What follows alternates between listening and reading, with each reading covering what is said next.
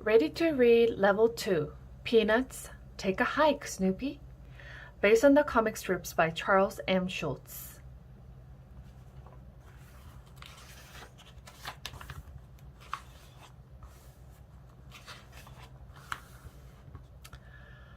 The world-famous Beagle Scout leader was taking his troop on a nature hike and had plans for an overnight campout.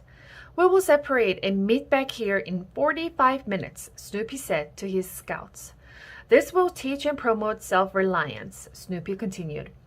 But the birds came rushing back and gathered around Snoopy's feet in less than 5 minutes. "That was a short 45 minutes, Snoopy said. "Just for that," Snoopy said, "we'll try again. And I don't want to see anyone hanging around my feet," he ordered. Snoopy sighed as the birds crowded onto his Beagle Scout hat. At least they listened to some of what he said. Finally, the campers were ready to roll. "We start our hike in exactly 1 hour, Snoopy told his troop. "I suggest you get your gear together right now." The scouts ran off to get ready for their overnight campout. Snoopy thought the birds would pack food, tents, and compasses. He rolled his eyes when he saw Woodstock return with golf clubs and Harriet carefully holding her angel food cake with 7-minute frosting. Snoopy wondered if the birds understood camping in the wilderness. But Snoopy knew the drill. He knew what gear to pack for a long hike. "Does everyone have a full canteen?" Snoopy asked. Woodstock, Harriet, Conrad, and Bill checked their backpacks. "You can't go on a long hike without water," Snoopy reminded them. "Always remember that water is our friend. Unless it pours on your camping trip." "Thanks, friend," Snoopy gurgled. They should have packed umbrellas. When the rain stopped, the Beagle Scouts marched on. "All right, troops," Snoopy said. "We're entering tall grass country." The scouts gulped when they saw the grass. It was taller than they were. "This could mean queen snakes," warned Snoopy. "I suggest that we walk in single file," he told the troop. The scouts hopped to it. Right on top of Snoopy's head. "Okay," Snoopy sighed. "We'll walk vertical file."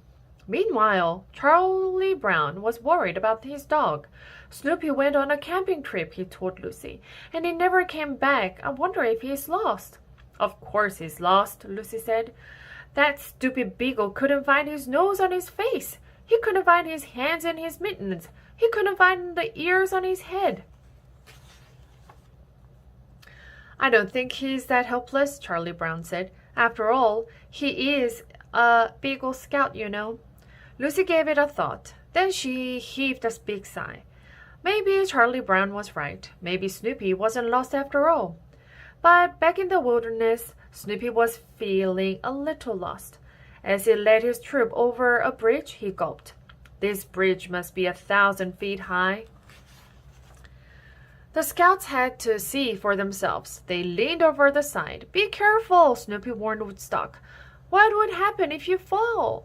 "Nothing," Woodstock said. "We can fly." "So birds can fly. Big deal," Snoopy muttered as they crossed the bridge. He was a World War I flying ace. And he was still the leader. Doggone.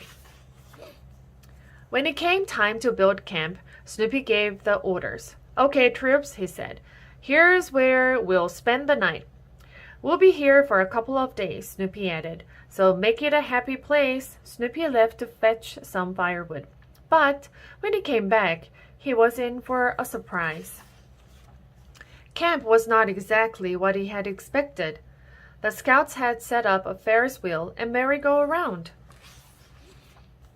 The next day, Snoopy was leading his troop through the woods when he heard the sweetest sound.